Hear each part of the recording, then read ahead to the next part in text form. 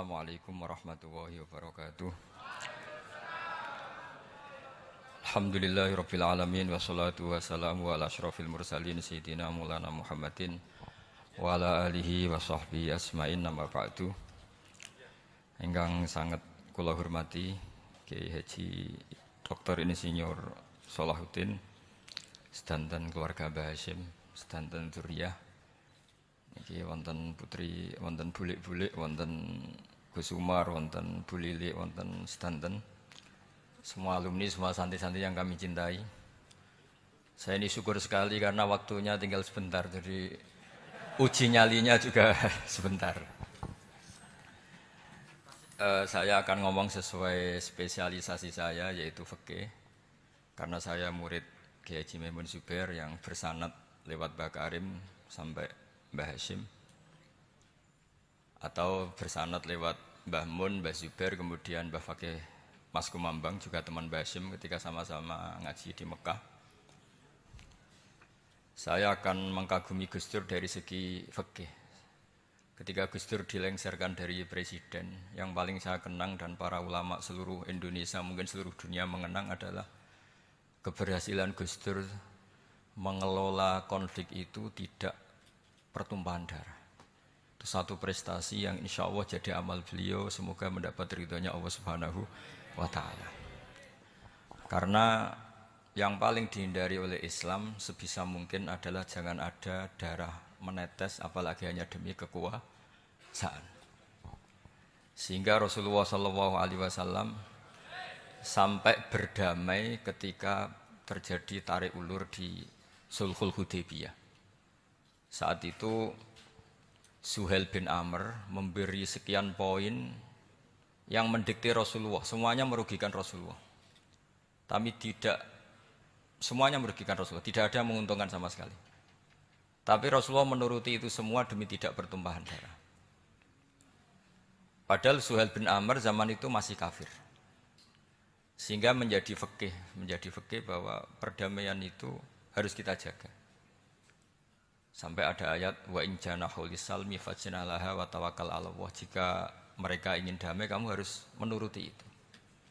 Sehingga damai itu pula yang zaman era Gus Wahid, ketika beliau menginginkan negara berdasar Islam, itu banyak di buku, termasuk beliau panitia 9 persiapan kemerdekaan Pebuki, juga tadi Gus Salahuddin cerita.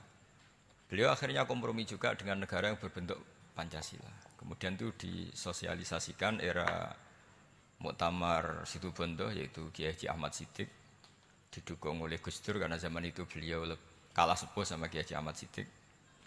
Jadi itu fikih yang saya menjadikan pengagum Gus Dur, karena ibadah Darul Mafasid Muqaddamun ala Jalbil Masalah adalah ibadah yang luar biasa. Berikutnya saya mohon sama Kiai Haji Salahuddin Wahid berkenan saya cara berpikir begini untuk Gus Dur. Jadi saya ini dari keluarga Kiai, saya juga senasab dengan keluarga Mbah Hasyim karena sama-sama turunan Mbah Sambul Lasem.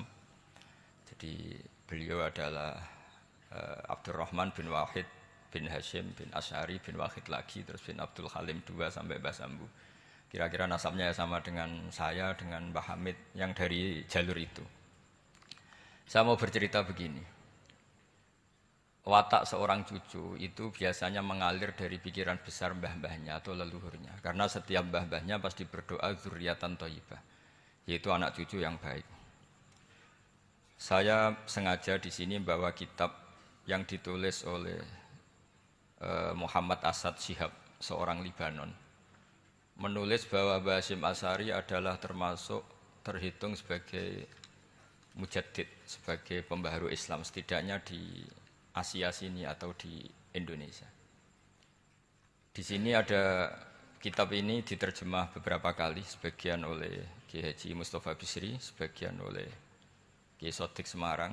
Saya punya edisi asli, edisi Arabnya, karena saya dari awal ingin ngaji sama santri-santri Tebu Ireng. Karena buyut-buyut saya itu termasuk gurunya Mbah Soleh Darat. Jadi buyut saya yang di Kudus, Pondok Damaran itu dulu Mbah Soleh Darat pernah ngaji di situ. Dan Mbah Hasyim kecil pernah ngaji sama Mbah Soleh Darat. Dan tentu biasa itu dalam ilmu sanad. Guru-guru saya indukannya di Mbah Hasyim juga pernah ngaji beberapa ulama di Pantura. Dan saya pastikan di antara perilaku atau manhaj Mbah Hasyim adalah, ini saya baca, guru-guru beliau kemudian ada perilaku yang persis ditiru Gus Dur. Jadi itu bukan sekedar bukan sekedar mitos atau kebetulan, beliau punya pilihan-pilihan yang dipilih sampai akhir hayatnya. Di sini ada cerita proses Mbah Hasyim ngaji, kemudian pernah ada seorang Jerman mau belajar Islam sama Mbah Hasyim, kemudian ditemui beliau dengan sangat hangat. Ketika sudah mengenal Islam secara detail, ya saya ulang lagi, ketika sudah mengenal Islam secara detail, beliau menghentikan, kamu jangan tergesa-gesa, kata beliau. Kamu harus menerima Islam ini secara al-bayyinah, secara argumentatif, secara logika yang benar, jangan karena terpaksa. Itu pula yang akhirnya Mbah Hasyim mendorong khurriyatul fikri. Orang itu harus merdeka dalam berpikir. Itu pula yang mengilhami Rasulullah SAW ketika Sulhul Hudaybiyah. Orang kafir yang masuk Islam harus dikembalikan ke habitat kafir karena itu habitat asli. Karena rata-rata dulu suku Mekah zaman itu kafir semua. Tapi yang orang Islam masuk kafir harus dibiarkan karena dianggap kembali ke habitat. Tentu semua perjanjian itu merugikan Rasulullah SAW. Tapi yang unik, Rasulullah itu menerima itu semua. Kata Rasulullah, sudah perjanjian itu kita terima saja. Akhirnya perjanjian itu diterima. Kemudian tapi Nabi hanya minta satu hal. Orang kafir Quraisy tidak boleh melarang orang diskusi Islam. Akhirnya mereka diskusi tentang Tuhan, tentang agama, tentang macam-macam. Sehingga mereka akhirnya membandingkan, namanya punya Tuhan batu sama Tuhan yang disebut Muhammad. Tentu mereka masih jangkar pakai nama Muhammad. Mereka diskusi. Kalau kita punya Tuhan berhala, efeknya begini-begini. Kalau Tuhan kita banyak, efeknya gini-gini. Diskusi. Yatafawwaduna fil hadis. Mereka diskusi secara terbuka. Terus fama ahadun ya'qilu syai'an illa dakhala fihi. Kemudian seseorang yang berpikir secara benar, yang mengenali Islam, pasti akan masuk Islam. Sehingga karena mereka diskusi bebas tanpa tekanan, akhirnya mereka memilih Islam. Dan setelah mereka Islam, mereka akhirnya ikrar Islam sama ikrar ya cara sekarang ikrar, kemudian menjadi Muslim. Dan otomatis perjanjian itu dibatalkan. Makanya kata Imam Zuhri, guru Imam Malik, maka nafathun a'zuma fil Islam min sulhul Hudaybiyah. Enggak ada kemenangan Islam sehebat kemenangan dalam Hudaybiyah, yaitu orang berbebas berpikir. Kemudian kebebasan berpikir ini pasti mengarah ke mengakui yang benar, menanggalkan yang salah. Tentu orang dulu mendewa-dewakan Lata Uzza, pokoknya menuhankan makhluk, menjadi sadar bahwa itu aneh. Kenapa kita harus sembah batu yang dipahat? Kenapa kita harus menyembah makhluk dan sebagainya? Dan akhirnya mereka Islam. Tapi dulu kalau suasana perang itu keinginan orang hanya ingin menang kalah. Jadi yang kafir itu hanya ingin menang. Pokoknya jangan sampai kalah. Enggak pernah berpikir Islam itu apa. Di mana-mana perang itu ya pikirannya menang kalah. Tapi setelah enggak ada perang, meskipun segala perjanjiannya merugikan Islam, orang akan berpikir secara objektif. Makanya fama ahadun yaqilu syai'an illa dakhala fihi. Tidak ada seseorang yang berpikir tentang Islam kecuali akhirnya masuk Islam. Sehingga itu disebut maka nafathun a'zuma fil Islam min sulhul Hudaybiyah. Enggak ada futuhat yang sebesar sulhul Hudaybiyah. Ya, kitab ini namanya Wadi'ul Labinat Istiqlalil Indonesia. Mungkin santri Tebuireng mungkin lebih tahu ya, karena harusnya lebih tahu. Jadi kalau tahunya baru sekarang ya rondo innalillahi wa inna ilaihi rajiun. Jadi saya tidak perlu bangga lebih tahu karena memang seharusnya Anda lebih tahu. Kalau tidak ya keterlaluan. Ya namanya itu Wadi'ul Labinatil Istiqlal al-Indonesia. Ini saya baca tapi ini demi Gus Dur, artinya bahwa pilihan-pilihan itu mulai ada zaman Mbah Hasyim Asy'ari. Saya baca satu-satu ya, mulai kredibilitas ilmu beliau, karena dalam Islam itu harus ada sanad. Saya pernah ditanya seorang ilmuwan, Pak Bahak, kenapa Islam itu harus ada sanad? Kita kan orang cerdas, kan bisa berpikir sendiri, ngapain nunggu pikirannya orang-orang? Kata saya. Terus saya bilang, agama itu agamanya Allah dan Rasul. Kalau pikiran kamu namanya agama kamu, bukan pikiran agama, kata saya. Kalau kamu punya pikiran, ya namanya pikiran kamu, tidak agama. Kalau agama itu harus bersanad. Jadi pikirannya Mbah Hasyim sama dengan pikirannya Mbah Mahfud pikirannya sama dengan Said Abi Bakar Sato sama dengan Sayyid Zaini Dahlan dan seterusnya. Sampai logika itu sampai Rasulullah Shallallahu Alaihi Wasallam. Saya beri sekian contoh. Pikiran yang kita ciptakan bisa salah, misalnya begini. Dulu misalnya Nabi pernah bersabda, al-qatil wal maqtul finnar, pembunuh yang dibunuh sama-sama neraka. Jadi idal taqal muslimani bisayfihima fal qatil wal maqtul finnar. Jika dua orang muslim bertemu sama-sama bawa pedang, maka yang bunuh maupun yang dibunuh itu sama-sama masuk neraka. Makanya kita harus syukur sekali Indonesia itu paling menghindari membunuh, karena kalau sesama muslim membunuh itu ancamannya berat, sama-sama masuk neraka. Bukan sekedar diboyong dari pondok Tebu Ireng, itu neraka gitu. Kalau dibayang pondok gampang itu, nanti mondok lain gampang. Terus logika sahabat begini, hadza al-qatil fama balu maqtul. Oke ya Rasulullah, kalau al-qatil masuk neraka namanya pembunuh, oke kita terima. Tapi fama balul maqtul, lalu dosanya yang terbunuh itu apa? Wong dia korban kok dia dibunuh. Apa jawabannya Rasulullah sallallahu alaihi wasallam? Jawabannya innahu kana harison ala qatli sahibi. Sebetulnya dia juga mentalnya pembunuh, cuma nasibnya terbunuh. Jadi seperti misalnya sampean hasud saya, itu enggak perlu disakeni. Sebenarnya sampean yang inginnya ya menggusur saya, cuma nasibnya tergusur gitu. Makanya kalau ada orang rebutan pacar kok kalah itu udah usah disakeni. Sebenarnya mentalnya dia perebut gitu. Cuma nasibnya kalah gitu loh. Jadi apa ya?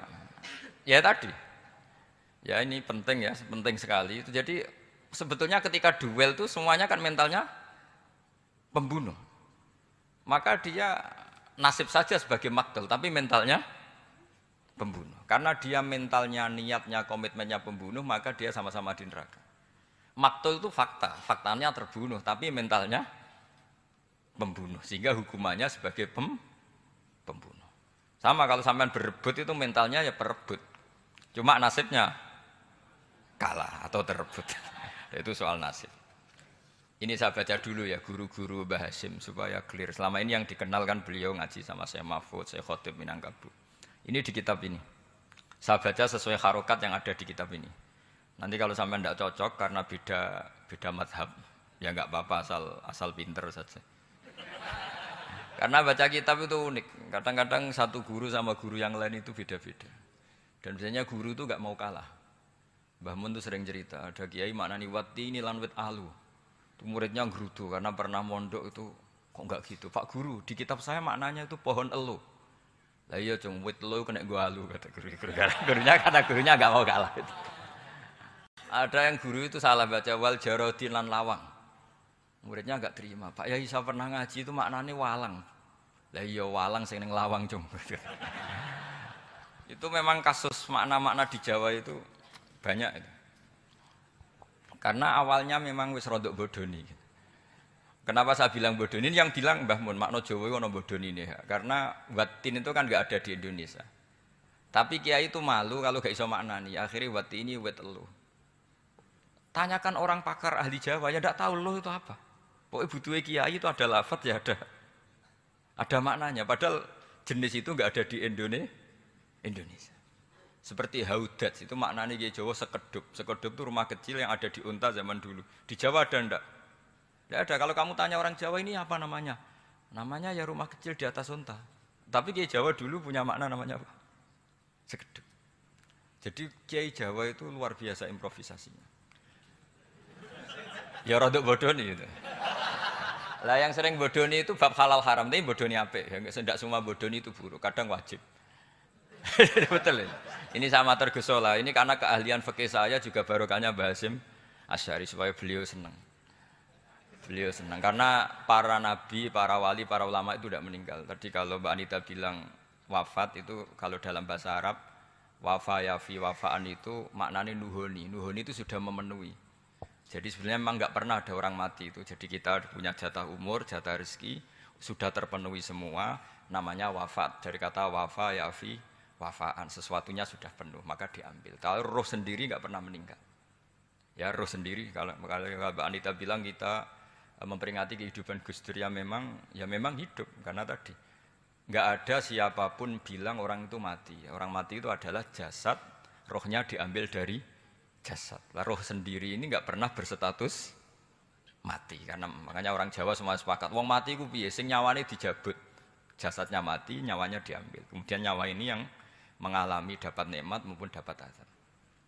Sehingga keyakinan ahli sunnah wal jamaah ini perlu didoakan karena menghadapi Allah butuh topangan doa dan doa itu nggak pernah salah karena otoritas doa itu milik Allah Subhanahu wa Ta'ala. Tidak bisa kamu nyemprit Allah ini sudah akhirat loh, amal nggak ada gunanya loh, tidak bisa.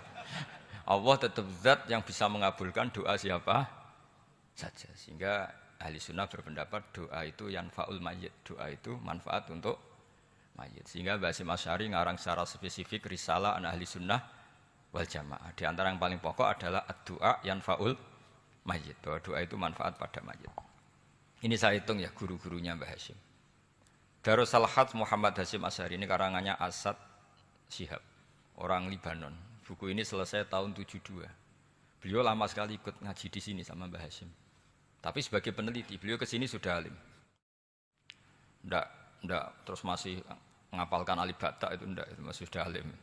Darus Salhat Muhammad Hasyim Asy'ari fil Haramil Makki Syarif fi Makkah Al-Mukarramah alaihi ulama. Seterusnya beliau hitung ya. Amsalus Syekh Ahmad Amin Al-Attar wa Sayyid Sultan bin Hasyim wa Sayyid Ahmad Zawawi. Ya dihitung ya sudah berapa itu.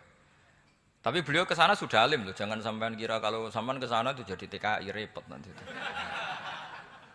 Itu kata Mbah Mun kalau ada orang mau mondok Mekah. Apa mondok Mekah wis alim dereng. Kersane pinter bahasa Arab, Pak. Bakul es neng Arab pinter bahasa Arab kata Mbah. Jadi kalau beliau kalau sama orang belum alim mondok di Mekah itu agak duka beliau. Ya, Syekh Ahmad Amin Al-Attar, wa Sayyid Sultan bin Hasyim, wa Sayyid Ahmad Zawawi, wa Syekh Ibrahim Arab, wa Sayyid Ahmad bin Hasan Al-Attar, wa Syekh Said Al-Yamani. Ini yang gurunya Mbah Zubair juga, guru-gurunya keluarga sarang. Wa Sayyid Husain Al-Habsyi. Ini mbah-mbahnya keluarga Habib Anis Solo. Jadi ya pokoknya keluarga besar Solo karena kita tahu Habib Anis itu bin Alwi bin Ali yang punya simtud Duror bin Muhammad bin Husain. Alladzi tawalla mansibal iftah hatta wafatul maniyah wa Sayyid Bakar Sato. Ini yang ngarang Anatu Thalibin. Wa Syekh Rahmatullah wa Sayyid Alawi bin Ahmad As-Segaf. Ini yang ngarang Tarsihul Mustafidin. Kita tahu sarah i'anah paling terkenal adalah dua I'anatu Thalibin dan Tarsihul Mustafidin. Itu dikarang oleh Alawi bin Ahmad As-Segaf. Terus wa Sayyid Abbas Al-Maliki. Itu banyak Sayyid Muhammad. Karena kita tahu Sayyid Muhammad adalah Muhammad bin Alawi bin Abbas. Ya, Muhammad bin Alawi bin Abbas. Itu juga gurunya Mbah Hasyim. Wa Sayyid Abdul Az-Zawawi wa Syekh Saleh Bafadl. Wa Syekh Sultan Hasyim Daghestani.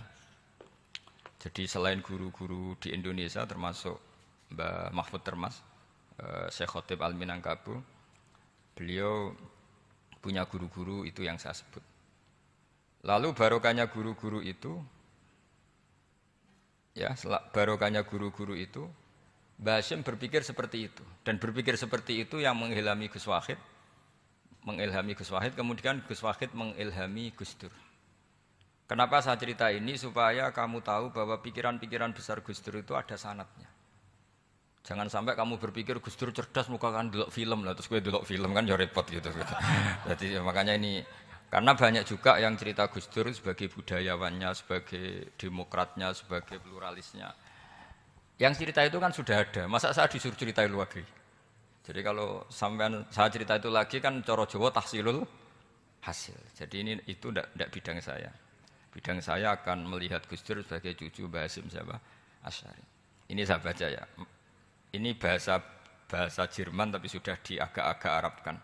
Ma'al Muhandis Karel von Schmidt. Ini Mbah Hasyim. Jangan kira yang pernah berkawan ya bersosialisasi dengan non muslim itu mulai Gus Dur.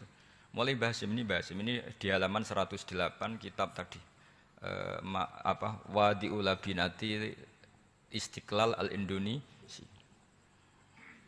Kitab ini boleh sampean gasap kok. Nanti setelah ini tak bawa pulang atau sampean gasap enggak apa-apa. Ini santri-santri tebu ireng enggak apa-apa. Siap ya? Ya nanti bisa dibajak. Lakot kan seterusnya hakon ziaratil alam Muhammad Hasyim makana dalika fi yaum ini 7 Juli tahun 1936. Fi maqorihi Tebu Ireng. Haitsu taqaltu indahu bil muhandis Karel von Smith. Wa kanatil fursa saikhal tahadus ma'ahu tawilan. Terus setelah itu ini ceritanya muallif menangi Mbah Hasyim diskusi sama orang orientalis. Ini kata muallif wa hadhil uqdatu takunu aqidatan wa hiya uqdatul mustasyrikin fa kullu shay'in ya'ti minal ghurbiyin wal irobiyyin wa Eropa ya'tabirunahu dasisah. Jadi zaman itu Mbah Hasyim itu sering punya tamu dari Eropa, dari Barat, dari macam-macam.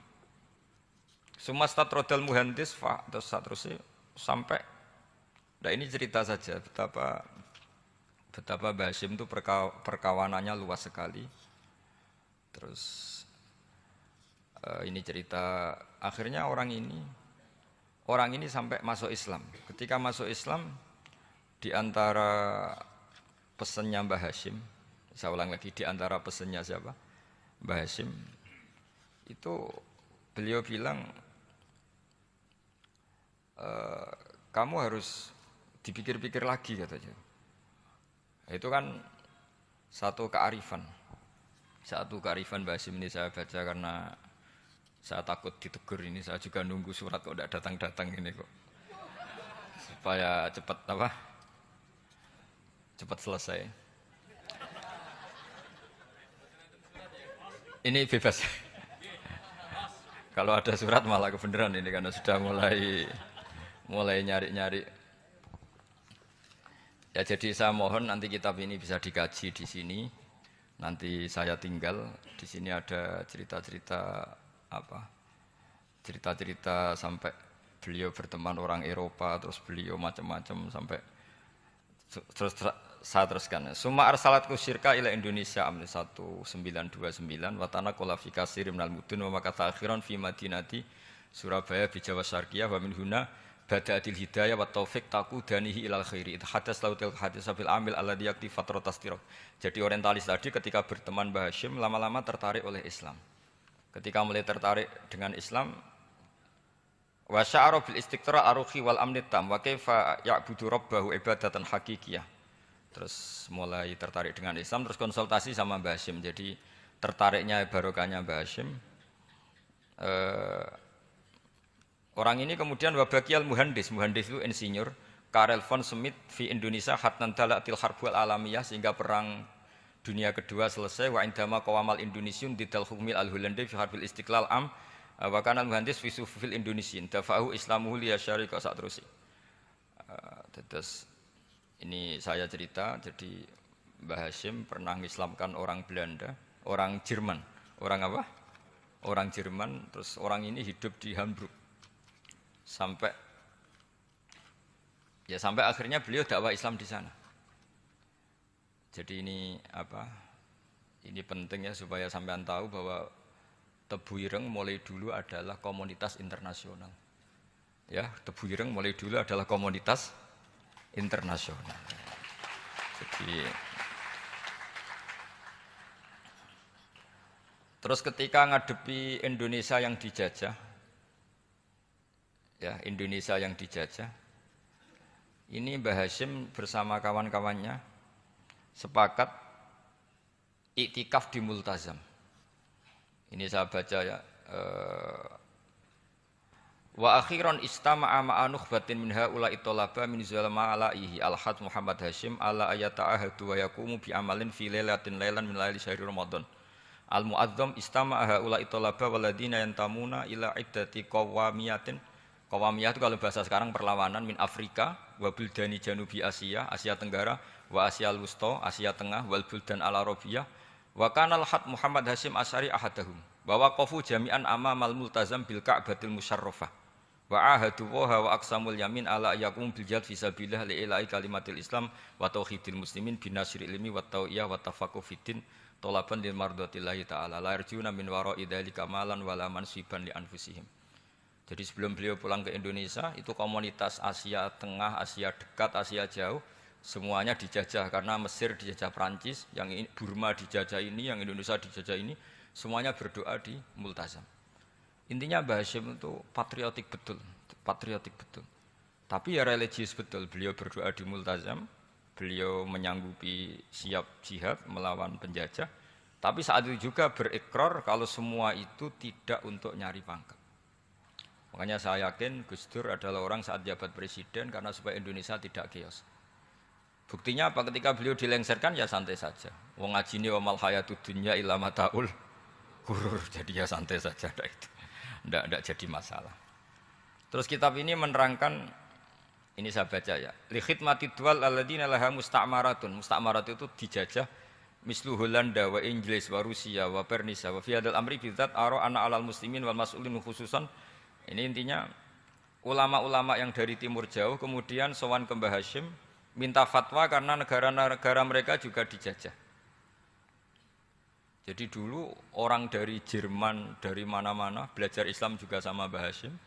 Yang negara-negara Asia Timur, Asia Dekat itu juga kalau konsultasi kemerdekaan juga sama siapa? Mbah Hashim. Jadi uniknya kitab ini ditulis oleh orang Libanon. Jadi orang Libanon itu saking penasarannya sama Mbah Hashim Asy'ari itu datang ke sini. Ya, datang apa? Datang ke sini untuk belajar sama Mbah Hashim. Dan di antara belajar itu kemudian sampai sini ternyata tamu-tamunya Mbah Hashim dari berbagai negara. Mulai yang konsultasi cara memerdekakan negaranya karena mengalami dijajah sampai cara belajar Islam yang benar, termasuk tadi yang Karel von Schmidt tadi yang masuk Islam karena konsultasi sama Mbah Hashim, padahal dia orang Jerman.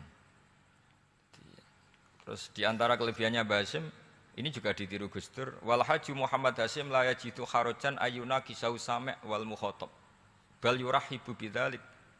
Mbah Hashim orang yang enggak tersinggung ketika pendapatnya ditentang atau digugat oleh lawan bicaranya. Beliau santai, tidak terus ya tidak berontak, ya santai aja. Enggak terus angger dibantah, oh membantah kiai kualat, itu enggak ada sanadnya. Nah ini saya pastikan ya bahwa kehebatan Gus Dur itu kita enggak lepas dari barokahnya